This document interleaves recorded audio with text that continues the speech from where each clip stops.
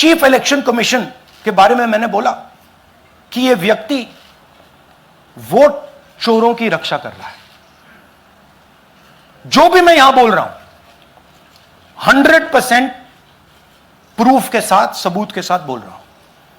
और मैं अभी आपको दिखाना चाहता हूं कि मैं ये शब्द क्यों बोल रहा हूं और किस बेसिस पे बोल रहा हूं।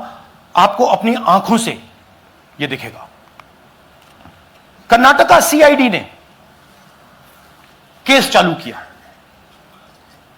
कि ये वोटर कौन है, ये फोन किसके हैं, ये आईपी एड्रेस क्या है, ओटीपी कहां गया, इन चीजों के बारे में इन्वेस्टिगेशन शुरू होती है।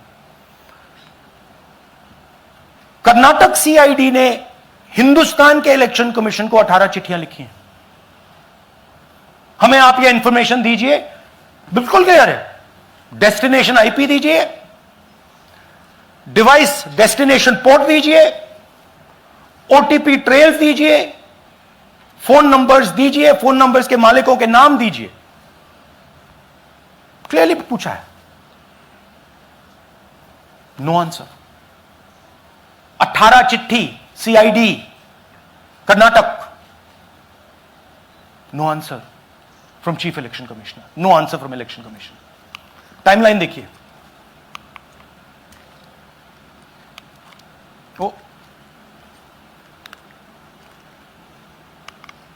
ओके, फरवरी 23 में इन्वेस्टिगेशन शुरू होती है। मार्च 23 में कर्नाटका सीआईडी चिट्ठी लिखती है ईसीआई को कि हमें सारे डिटेल्स दे दीजिए। अगस्त में इनकंप्लीट डिटेल्स दी जाती हैं, जिससे कोई इन्वेस्टिगेशन आगे नहीं बढ़ेगा। जिन चीजों की जरूरत थी वो नहीं दी, जिसकी जरूरत नहीं थी वो सारी दे दी। पहला सबूत। दूसरा सबूत, 18 बार रिमाइंडर लेटर गए हैं। आपको अगर सीआईडी एक बार लेटर भेज दे और आप नहीं गए, आप जानते हो क्या होगा। यहां पे इलेक्शन कमीशन को 18 बार लेटर गए हैं, कुछ नहीं हुआ है। बाद में क्या होता है, कर्नाटक ईसी इलेक्शन कमीशन को लिखता है, कहता है भैया हमें दे दीजिए, आपको इंफॉर्मेशन देना पड़ेगा। No reply. मार्च 25 में आखिरी लेटर सितंबर में गया है, कुछ ही दिन पहले। No reply from EC. यह है सबूत कि ज्ञानेश कुमार जी वोट चोरों की रक्षा कर रहे हैं। और यह ब्लैक एंड व्हाइट सबूत है, इसमें कोई कंफ्यूजन नहीं है कहीं।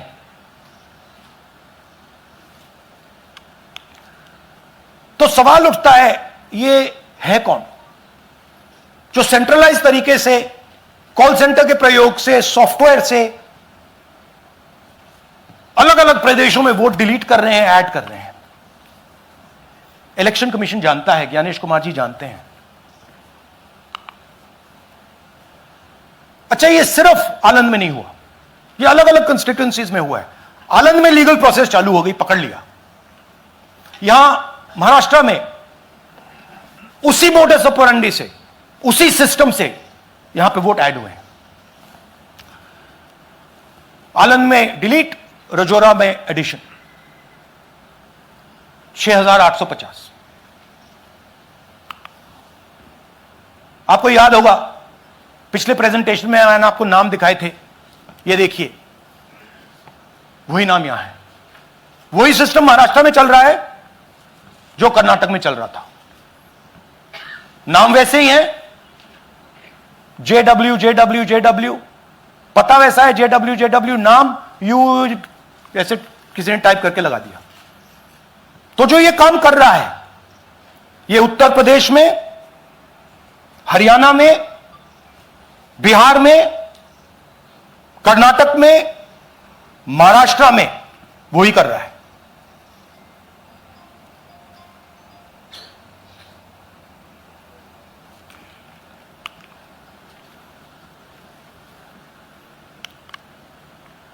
तो हमारी डिमांड है, ज्ञानेश कुमार जी आप अपना काम कीजिए, आपने ओथ लिया है, आप हिंदुस्तान के चीफ इलेक्शन कमिश्नर हैं, आपसे कर्नाटक की सीआईडी सबूत मांग रही है। आप कर्नाटक की सीआईडी को यह सबूत 1 सप्ताह के अंदर दे दीजिए, नहीं तो पूरा हिंदुस्तान के सारे युवा इस बात को एक्सेप्ट करेंगे कि आप हिंदुस्तान के कॉन्स्टिट्यूशन, हिंदुस्तान के संविधान की हत्या में शामिल हो, हिंदुस्तान के संविधान की रक्षा नहीं कर रहे हो और वोट चोरों की आप मदद कर रहे हो। Thank you.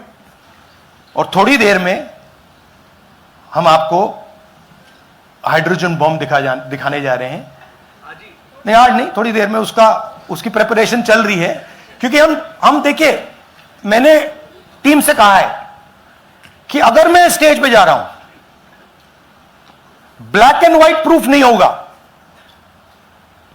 मैं नहीं जाऊंगा।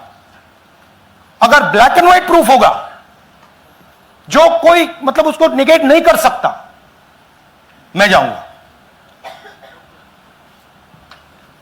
मैं देश के कॉन्स्टिट्यूशन की रक्षा कर रहा हूं, संविधान की रक्षा कर रहा हूं, मैं लोकतंत्र की रक्षा कर रहा हूं, और मैं सच्चाई आपके सामने रख रहा हूं। बहुत बहुत धन्यवाद, नमस्कार, जय हिंद। सर 3 सवाल। पीटीआई से संजीव चोपड़ा। या राहुल जी, दिस साइड। या राहुल जी इधर, हाँ, लेफ्ट कहाँ है? To your right. हाँ, हेलो राहुल जी, आज आपने नया खुलासा किया है कि कैसे वोट चोरी हो रही है। आपने पहले भी महादेवपुरा के बारे में बताया कि कैसे एडिशंस हो रही हैं, अब आपने बताया कैसे डिलीशंस हो रही हैं। लेकिन देखने में ये आ रहा है कि इलेक्शन कमीशन इस पे कोई एक्शन नहीं ले रहा और आगे चल के वो तैयारी कर रहे हैं पूरे देश में एसआईआर लाने की। तो आप इस मुहिम को आगे कहां तक ले जाएंगे और एसआईआर के बारे में क्या करने वाले हैं? देखिए, हम आपके सामने क्रिमिनलिटी रख रहे हैं, हमारा काम आपके सामने सच्चाई रखने का है और हम रख रहे हैं। हिंदुस्तान में दूसरे इंस्टीट्यूशंस भी हैं, सिर्फ इलेक्शन कमीशन नहीं है, लीगल सिस्टम है, उनको भी इन चीजों को देखना चाहिए। यहां पे हम चीफ इलेक्शन कमिश्नर के बारे में ब्लैक एंड व्हाइट कह रहे हैं। आपने कहा कि हमने एडिशन डिलीशन दिखाया, पहले प्रेजेंटेशन में मैंने एडिशन दिखाया था, अब हमने डिलीशन दिखाया है, मगर हमने एक और चीज जोड़ दी है। एडिशन और डिलीशन का सिस्टम, उसका स्ट्रक्चर, उसका तरीका, और हमने यह दिखाया है कि जो डिलीट कर रहा है, जो ऐड कर रहा है, महाराष्ट्र में, कर्नाटक में, यूपी में, वो एक ही आदमी है, एक ही फोर्स है। हमने आपको वो एड्रेसेस दिखाए। Same system is being used in Maharashtra, is being used in Karnataka, is being used in Uttar Pradesh, is being used in Haryana. Same people are doing it. Say Siddharth, ANI. Sir, this side sir. हाँ sir, on your left sir. हाँ, on your left, this side sir, on your left. Sir, मेरा आपसे सवाल ये है कि जब आप कह रहे हैं कि ज्ञानेश कुमार जो चीफ इलेक्शन कमिश्नर है, उन्हें पता है ये कौन कर रहा है, हाँ, और ये पॉलिटिकल फायदा जरूर किसी को हो रहा है, आप कह रहे हैं कांग्रेस के बूथ के ऊपर ही हाँ, सारे वोट्स डिलीट किए जा रहे हैं, तो वो कौन लोग आपके हिसाब से हैं जिनको ये फायदा पहुंच रहा है? पहला, और दूसरा ये, वो आपने 1 हफ्ते का समय दिया sorry। है, जब आपने 1 हफ्ते का समय दिया है, तो क्या 1 हफ्ते बाद आप इसको आगे कैसे इनिशिएट करेंगे? क्या आप लोग कोर्ट का रास्ता अपनाएंगे या और कोई हायर एजेंसी से इस बात की डिमांड करेंगे? क्योंकि ये ऑर्गेनाइज्ड तरीके से कायम दिखाई दे रहा है जो आप बता रहे हैं, अगर आपकी बात के ऊपर जाएं। देखिए, फ्रैंकली ये जो मैं यहां कर रहा हूं, ये मेरा काम नहीं है। मेरा काम डेमोक्रेटिक सिस्टम में पार्टिसिपेट करने का है। मेरा काम डेमोक्रेटिक सिस्टम की रक्षा करने का नहीं है। वो काम हिंदुस्तान के इंस्टीट्यूशंस का है। वो काम वो नहीं कर रहे हैं, इसलिए मैं कर रहा हूं। अब मैं आपको यह कह सकता हूं कि हमने आपको 2 बार सबूत दिखाया है, और जब हम ये प्रेजेंटेशंस खत्म करेंगे, इसमें लगेंगे 2-3 महीने, जब हम ये खत्म करेंगे आपके माइंड में कोई डाउट नहीं होगा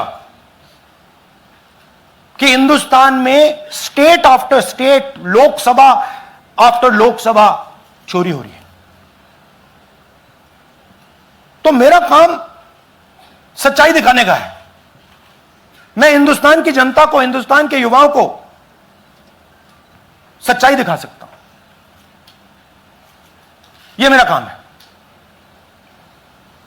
उनकी जो इंटरेस्ट है, क्योंकि ये जो कॉन्स्टिट्यूशन है, ये हिंदुस्तान की जनता का रखवाला है, प्रोटेक्टर है, और मैं इसकी प्रोटेक्शन कर रहा हूं।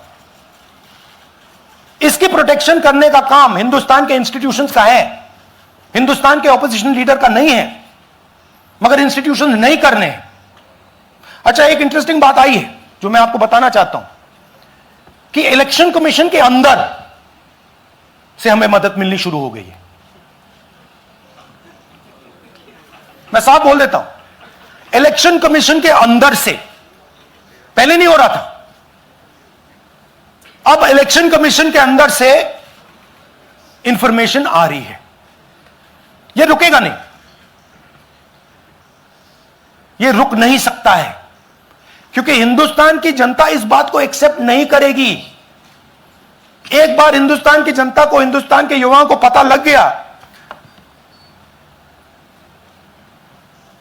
कि वोट चोरी हो रही है, उनकी शक्ति लग जाएगी।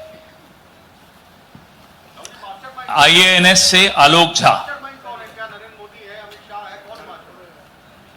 इस तरह से नहीं प्लीज। आईएएनएस से आलोक झा। वो भी मैं आपको दिखा दूंगा, वो भी मैं आपको प्रूफ के साथ दिखा दूंगा, है हमारे पास। राहुल जी, हाइड्रोजन बॉम्ब में ब्लैक एंड व्हाइट है। मैं फाउंडेशन लगा रहा हूं, मैं फाउंडेशन क्रिएट कर रहा हूं, है हमारे पास। मैं स्टेज पे बिना प्रूफ के नहीं चढ़ूंगा, बता रहा हूं। राहुल जी, आपने कहा, ऐसे ऐसे मत पूछिए please. Last question, Rahul ji, IANS से आलोक झा। राहुल जी इधर। आपने कहा आपके पास आलोक झा, इधर सर। कहां हैं जी? हाँ, आपने कहा सर कि आपके पास पुख्ता सबूत है, ब्लैक एंड व्हाइट सबूत है। तो क्या अगर ईसीआई अभी जवाब नहीं देती है तो कोर्ट का रुख करेंगे, ये ऑप्शन है आपके पास, जाएंगे? देखिए, मैंने कहा कि मेरा काम as opposition leader normal situation में, मेरा काम ऑपोजिशन का रोल है, सरकार पे प्रेशर डालने का रोल है। मेरा काम हिंदुस्तान के लोकतंत्र को बचाने का नहीं है। मैं वो काम कर रहा हूं, इस स्टेज पे मैं वो काम कर रहा हूं।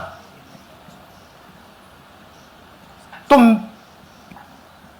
मेरी सोच है कि as a patriotic Indian, as somebody who loves India, who loves the constitution, it is my duty to put the truth in front of the people of India.